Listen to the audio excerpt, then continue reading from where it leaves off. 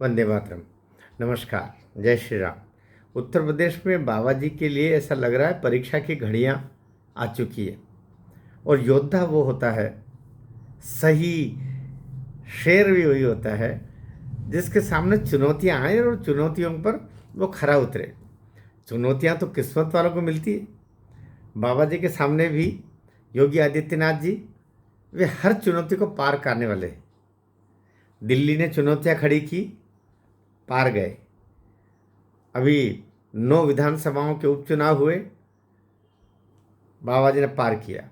कुंभ आया, कुंभ में लाख शैतानियां करने वाले लोग थे, बाबा जी ने उस सीमा को पार किया, सारी व्यवस्थाएं करके। 65 करोड़ लोग ने आकर के वहाँ स्नान किया।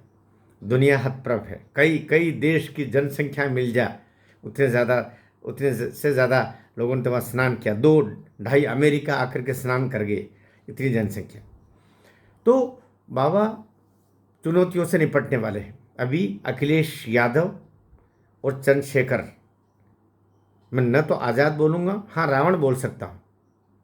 इन दोनों ने ही अलग अलग तरीके से चुनौतियाँ खड़ी की। चुनौतियाँ खड़ी करेंगे। राजनीति में तो चुनौतियाँ खड़ी करना एक अवसर के रूप में होता है।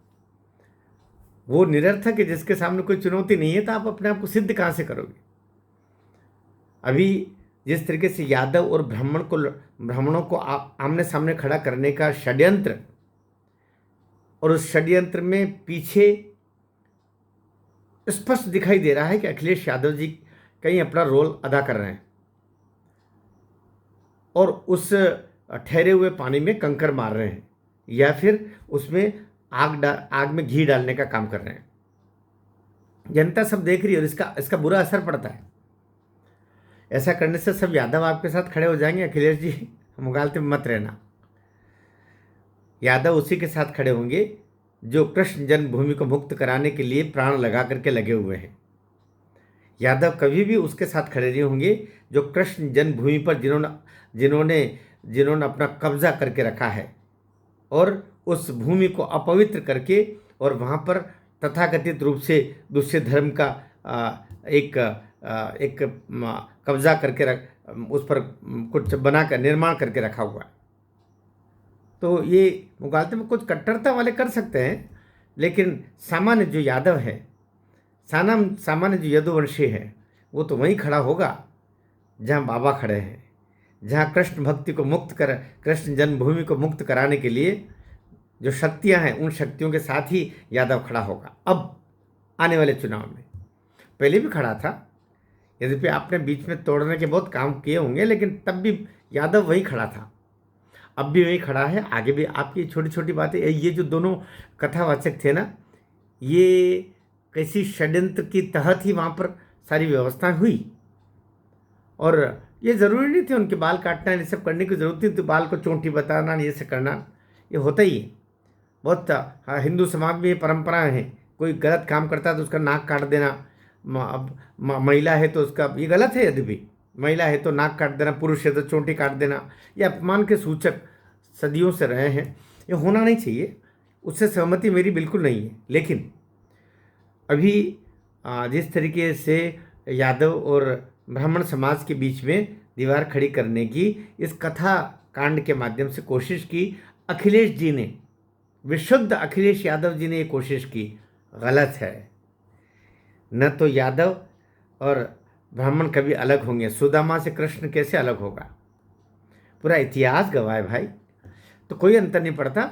अब ये खुद महीना 15 दिन के लिए उछल कूद करके और लोग हंसी मजाक करके सब छोड़ देंगे, और लोगों को पता चल गया कि ये षड्यंत्र भी चल रहे हैं।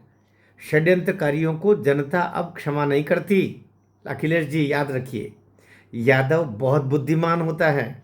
आप सोचते हैं कि यादव की बुद्धि कम होती है, ये आप अपने तरह सबको मत लीजिए। अब यादव बहुत समझदार हो चुके हैं। वे केवल दूध में नहीं बल्कि दूध पीते हैं तो उनमें बुद्धि भी अब आ चुकी है। कम से कम वोट देने की तो है उनमें।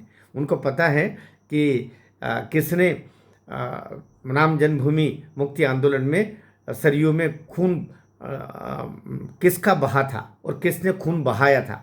यादव सब समझता है।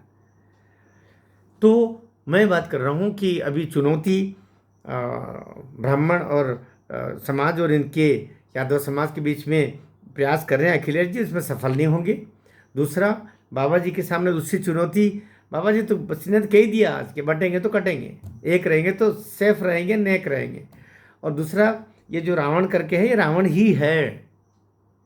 ये मायावती जैसा शालीन और कहीं न कहीं सनातनी दृष्टि की रखने वाली वो महिला नेता है, मैं आज भी उनकी इज्जत करता हूँ।